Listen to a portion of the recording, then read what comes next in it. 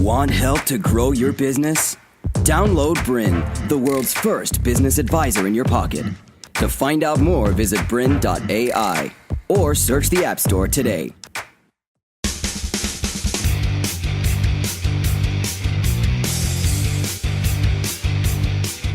Hi there, I'm Amanda Stevens and welcome to Retail Renegades, where we explore the inside stories of retail successes, disruptors and entrepreneurs who are shaking the establishment, carving new niches and challenging the traditional bricks and mortar model. Now, if you've ever thought about creating your very own retail product, then this episode is going to be full of value, secrets and insights for you. Joining us today is Annalisa Siefken, who is the founder of Bare Movement, a range of hair and personal styling products. She's converted her passion for all things natural and sustainable into both a retail concept and a global online business.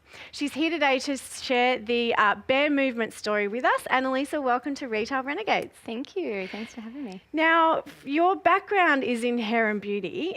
Tell us about, firstly, your journey into being a salon owner. So I was in the hair and beauty industry for 10 years before I decided to go out and do it myself. And when I started to question, what is it I really love about the industry? Is it doing hair? And I realized that that was actually the bonus. I love connecting with people and creating awareness around the things that I'm really passionate about. So I decided I could create my own model and started my own business at 26 and created a very successful salon that way.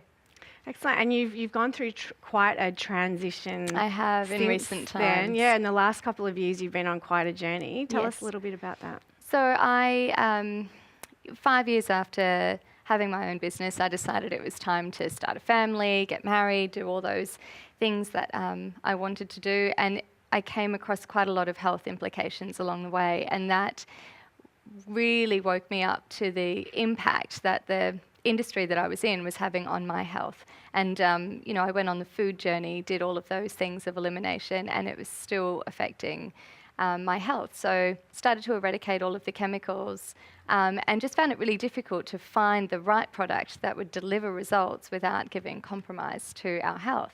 And hence decided to start Bare Movement. And it was around about that time when you were facing your own health challenges that you realised that you weren't alone, and there are lots of people facing health challenges that are specifically related to the chemicals that we're exposed to every single day. On a daily basis. Was that a surprise to you?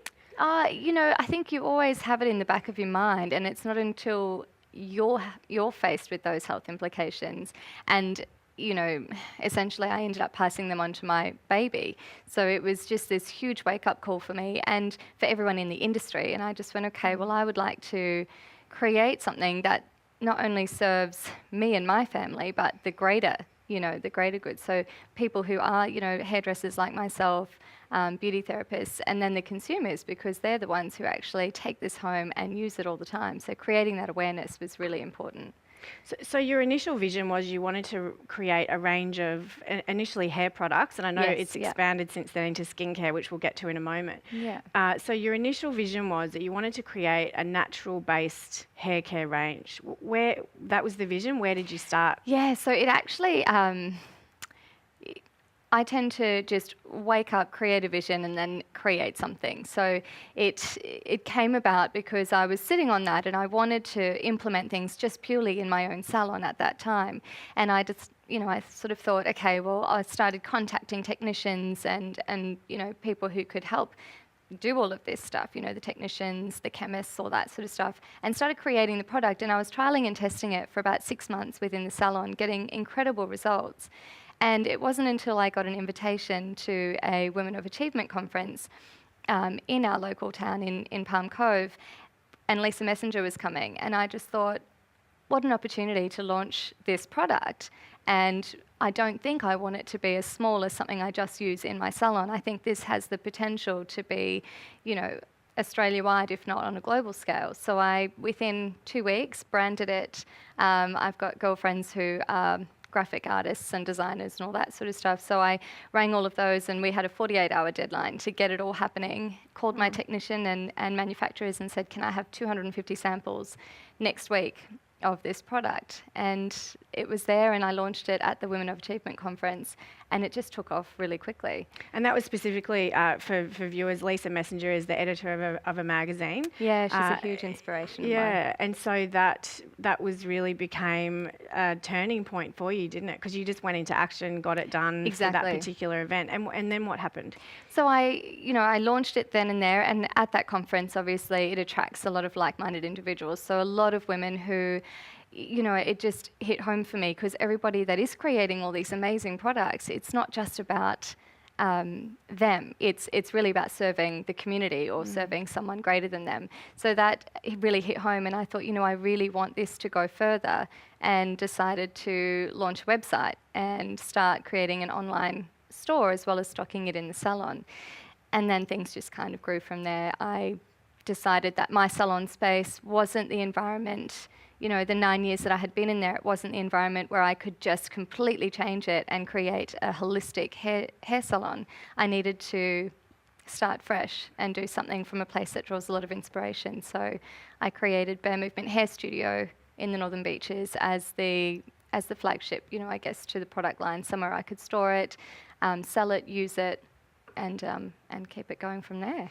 Which is a pretty extraordinary model, because I can't think of any other example where someone's created a product range and then, I guess, created the retail channel or concept store for that product. Is that, how did you go about that journey? And I know that wasn't how you originally envisaged it. What were some of the challenges with that? There's always the risk of, what if, how am I going to fund this project? I've already got a successful salon that's got, we've got 6 staff and it's going really well. You've got the family to look after and you're creating product. So which way do you want to go? And I just thought, it has so much credibility, this product, and I just didn't feel right in that environment where I still, I always have offered ammonia-free services, but there was still those other services that just weren't resonating or aligning with me and the truth of the brand. So it just felt right, and the opportunity presented, and I live close to the Northern Beaches. It just unfolded really quite quickly, and my husband was working away at the time, and I just got in and did it. Thought, why not? Yeah, Yeah. amazing. So you've got this. So where things are at now is you've got this this studio, this concept store, and you've now expanded the product range out to it's over 20 products now. I think we're close to 30 now. Yeah, wow. Yeah, in under 10 months. Yeah. Yeah. And that's both now hair and skincare. Yeah, and we're branching into styling now as well, because at first I thought shampoo and conditioner would be such a great complement to what I was offering. You offer all these things. And then, the perfect combination is to have the entire package. So why not get into styling? So I embarked on lots of research and, looking into what would complement all of these things and what I would use as a consumer on a daily basis, and started to bring out those products slowly. So over the last 4 months, we've released 4 different styling products. Yeah. So you move so fast, and you are incredible in the way you devise a concept, devise the product idea, and then get it made, have the packaging, and produce the product. You make it sound so easy. For someone watching this thinking, well, I've got a product idea, where do you start? Like, you talk about working with technicians and chemists, and how did you actually go about that process, given your background isn't manufacturing and you're not a chemist? How did you actually develop the ingredients, work out what the product looks and feels and smells, and all the formulation? How did you come up with that?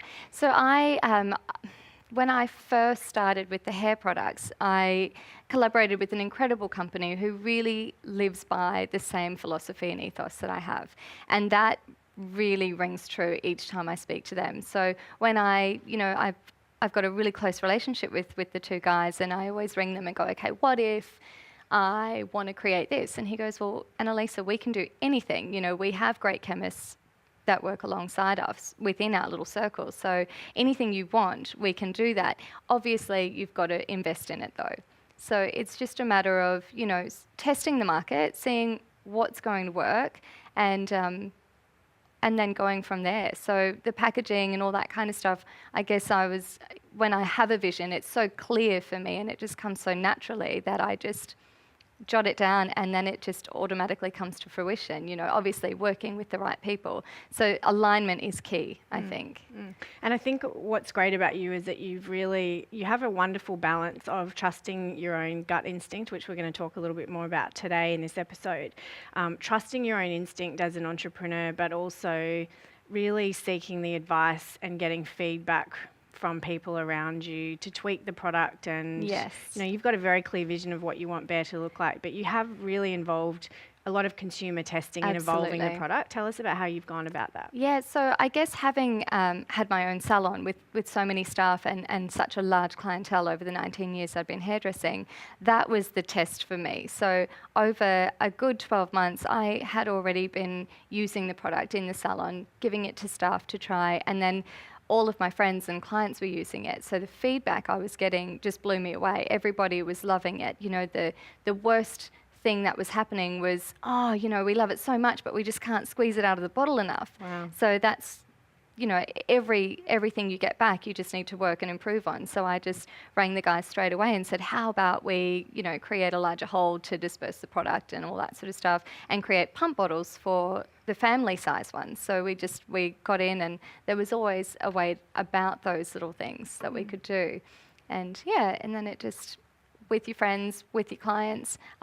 Then I got into spreading the message by Instagram and things like that, and using influencers to trial and test it and get great testimonials.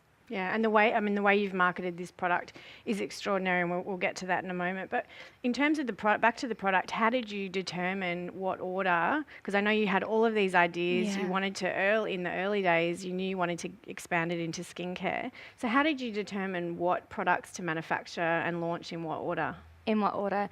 I think it just came down to testing the market again. So the hair care was going really, really well. And at that point, I had already put the notion out there to start looking into styling, but an opportunity arose with skincare, and the boys said to me, we've got an idea, would you like us to send you, some of the stuff that we've been working on that we discussed early in the piece? And I thought, yes, let's do this.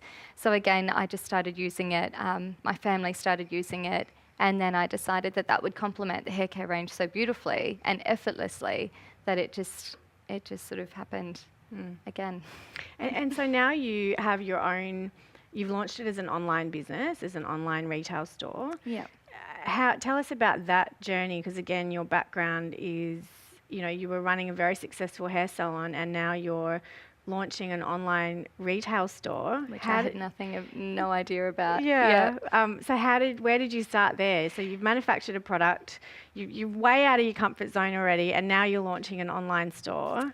Yeah. What did that look like? That had a lot of challenges. I am not very tech savvy at all. I'm very hands-on with people. I love connection, and I love doing that. So computers and I have always had a little bit of a disagreement. But my older sister is amazing, and she, I said to her, this is what I want to do, and I don't really have the capital right now to go in and pay amazing web designers to go and do it. What should we do?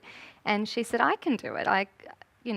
I've created websites before, let's give it a go. And then I've also got friends in the social media business and things like that. So we just created our own little group where we could, completely converse and throw ideas out there and get advice. And within 2 weeks, she created this incredible website, and then we launched it. And she just did such a beautiful job. We got professional shoots done with Australian models in Bali, and that came about because I actually have a girlfriend who has another product line that she has launched, and she was doing some stuff over in Bali, and it just aligned really well. So that sort of happened, and they were the perfect images for the site. And then, so it wasn't all my doing. I certainly got help along the way to do all of that. So it sounds like you've built like a really tight, powerful little network that has helped you along this journey. Yeah. And so you built the site, you launched the site, and then what next? Because I know a lot of online entrepreneurs,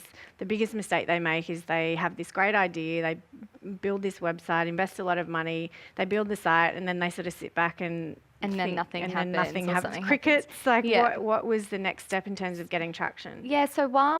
To continue enjoying this presentation, download Bryn, the world's first business advisor in your pocket. To find out more, visit Bryn.ai. or search the App Store today.